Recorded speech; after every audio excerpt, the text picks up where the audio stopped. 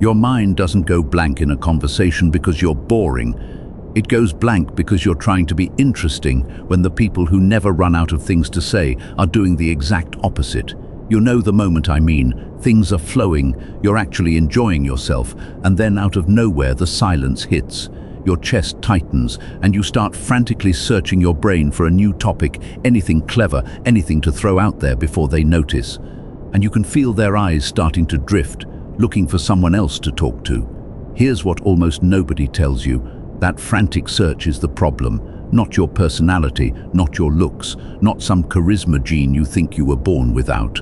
By the end of this video, you're going to have one simple game, really just a two-step loop that makes running out of things to say almost impossible.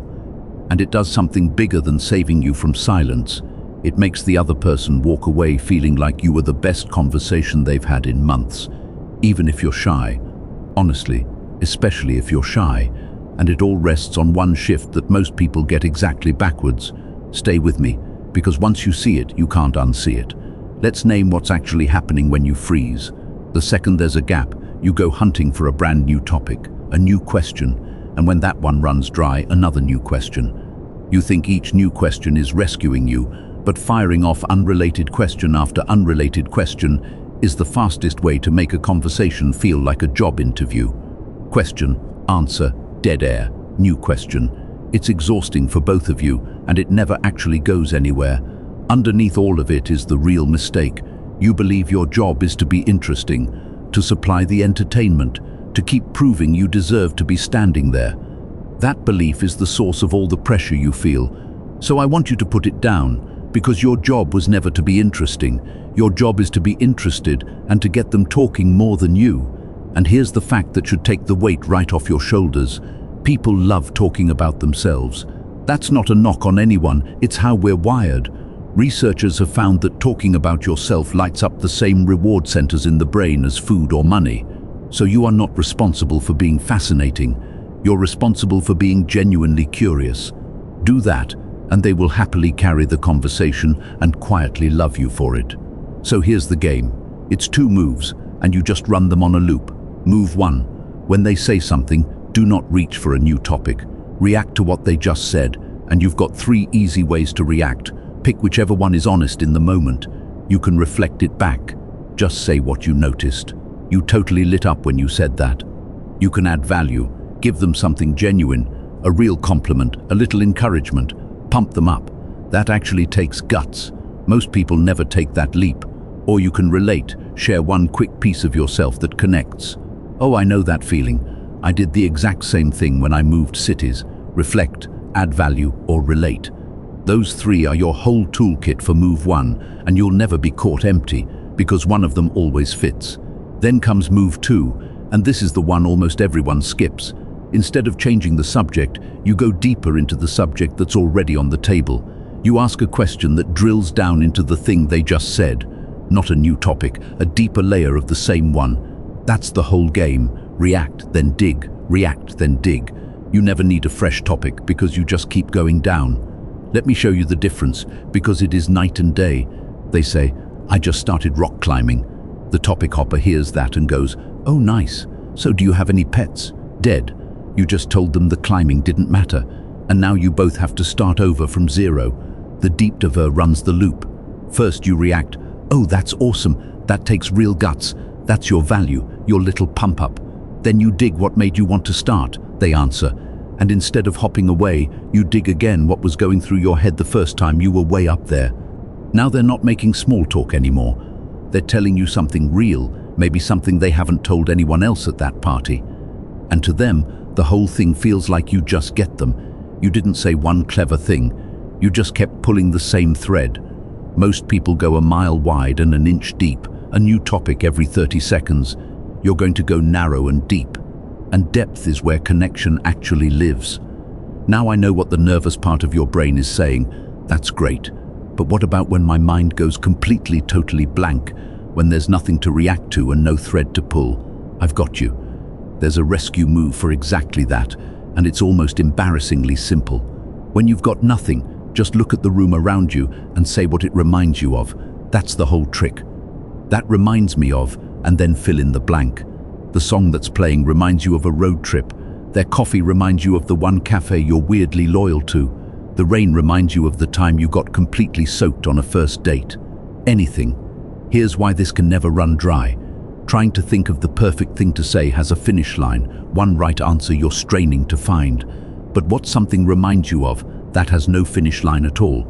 Everything reminds you of something. A word, a color, the drink in their hand, every single one is a door, and you will never run out of doors. When you truly blank, stop searching for the perfect line and just walk through the nearest door. Okay, back to digging, because there's a right way and a wrong way to do it. The best deep dive questions aren't about facts, they're about motivations and feelings. Facts dead end fast. Where'd you travel? Italy. Great, now what? But what made you choose Italy? Or what did that trip do for you? Those can't be answered in one word because now you're asking about them, not about a place on a map. And here's a trap to avoid. This one's straight from a great little book called The Art of Witty Banter. Watch out for absolute questions. What's your all-time favorite movie? Sounds fun, but it quietly freezes people because now they're the ones scrambling to pick the single best answer out of their entire life. You just handed them your awkward silence. Instead, ask, what have you been into lately? Same territory, zero pressure, easy to wander into. And if you ever genuinely flatline, you've both gone quiet and it's getting heavy. Keep one revival question in your back pocket. So what's your story? It's so wide open, they'll steer you straight to whatever they actually want to talk about. And then you just start the loop again. Here's the truth I promised you at the start. If you get a little nervous around people, your real fear was never the silence. Your real fear is being forgettable, being the perfectly nice person that nobody thinks about afterward. But look at what the deep dive actually does. When you stay on what someone said and keep going deeper, they feel something rare. They feel seen, because almost everyone else in their life is just politely waiting for their turn to talk. You're the one who actually followed. And that feeling, wow, this person really got me, is exactly what they carry home. That is the opposite of forgettable, and you can add one more layer to make it genuinely spark, a little play. Every so often, instead of taking what they said literally, take it the fun way on purpose. She says, I basically live at this coffee shop. You say, okay, so you're the person to tell me which pastry is a mistake. You're teasing warmly, and suddenly it's a little game between the two of you. Reflect, relate, dig, and every now and then play. That mix right there is magnetic, and you don't have to hand over your whole life story to be interesting. Leave a thread hanging sometimes. That's a whole story, ask me later. Let them be a little curious about you for once.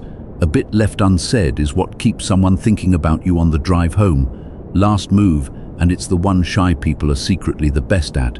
Get comfortable with the pause. I know. The entire video is about never running out of things to say, and here I am telling you to let it go quiet. But this is the black belt.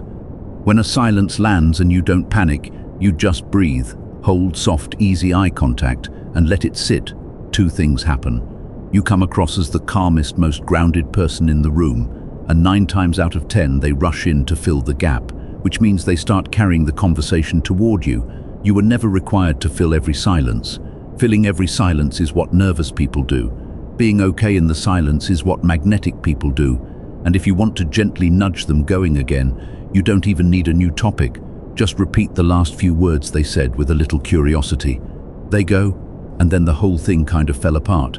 You go, fell apart. That tiny mirror invites them to open all the way up, and you didn't have to think of a single new thing. So let's go back to that blank mind moment we started with. You were never boring. You were just trying to be interesting, firing off new topics, carrying a weight that was never actually yours to carry.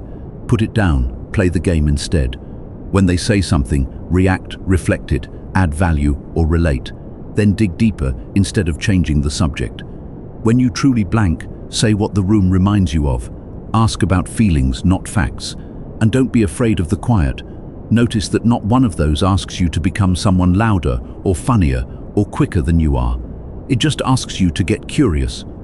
Because here's the secret nobody ever tells the nervous person. You were never supposed to be the interesting one. You were supposed to be the interested one. And that is the most attractive thing in any room. So here's your one small challenge. In your very next conversation, catch yourself right before you change the subject and ask one more question about what they just said instead. Just once. I promise you'll feel the whole thing shift. If this made the silence a little less scary, go ahead and subscribe. This whole channel is about reverse engineering attraction, so it finally makes sense. And in the next one, I'll show you how to carry this exact energy into text. The kind of messages that make someone genuinely crave hearing from you, even after a great conversation. I'll see you there.